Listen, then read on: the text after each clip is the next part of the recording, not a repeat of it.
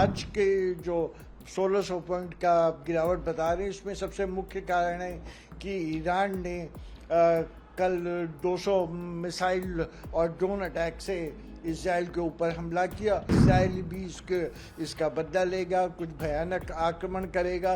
तो वैश्विक स्तर पे पूरी सब जगह अनिश्चितता का माहौल हुआ है और ऑयल बेस्ड स्टॉक्स है उसमें कुछ ज़्यादा गिरावट आने वाले दिनों में कुछ ज़्यादा गिरावट देखने को मिल सकती है। हाँ, आने वाले दिनों में हमारी मान्यता है कि ये संकट गहराएगा और इसके और विकराल परिणाम आ सकते हैं।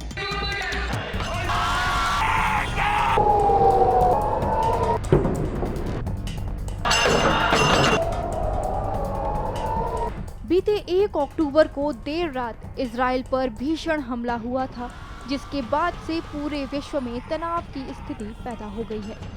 ईरान ने इजराइल पर बैलिस्टिक मिसाइलों की बौछार कर दी। ईरानी सेना के हमले के बाद से इजराइल में दहशत फैल गई है। इस हमले के बाद ईरान इजराइल युद्ध ने विकराल रूप ले लिया है।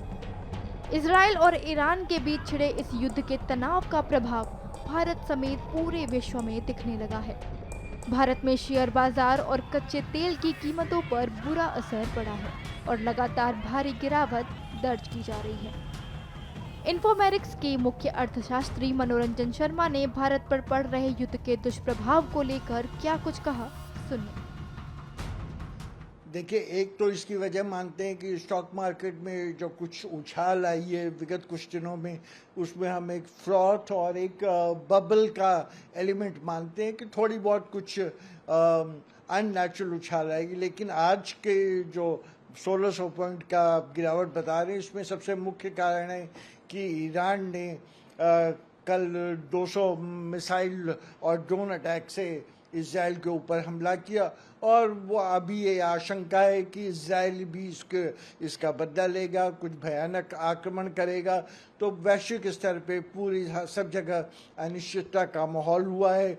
खास करके आप देख रहे हैं कि भारतीय स्टॉक मार्केट गिरे हैं और इसमें भी हमारा मानना है कि कुछ स्टॉक्स हैं जो इजरायली कनेक्शन जिसका है और ऑयल बेस्ड स्टॉक्स है उसमें कुछ ज़्यादा गिरावट आने वाले दिनों में कुछ ज़्यादा गिरावट देखने को मिल सकती है।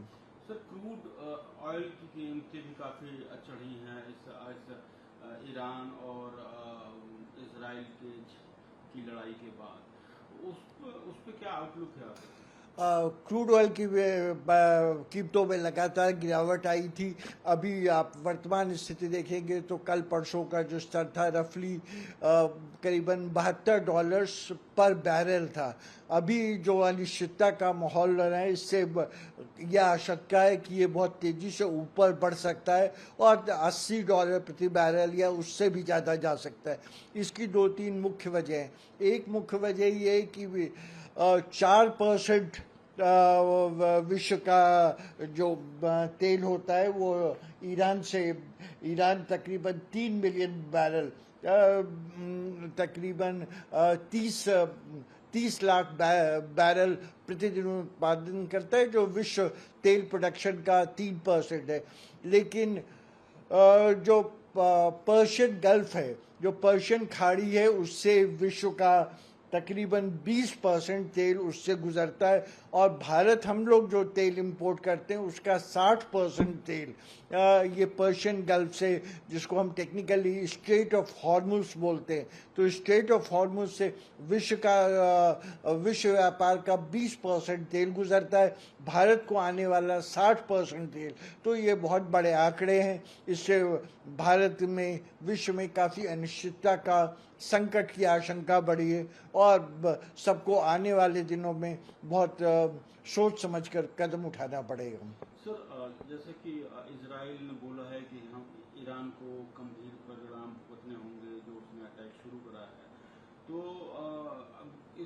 क्या लगता है कि ये समस्या और बढ़ने वाली है, इकोनॉमिक संकट और खासकर इंडिया के सामने भी बढ़ने वाले, क्योंकि एक तरफ तो क्रूड की प्राइसेस बढ़ेंगी और दूसरा जो है शेयर बाजार और आर्थिक मोर्चे पे जो है इसका असर देखने को मिलेगा।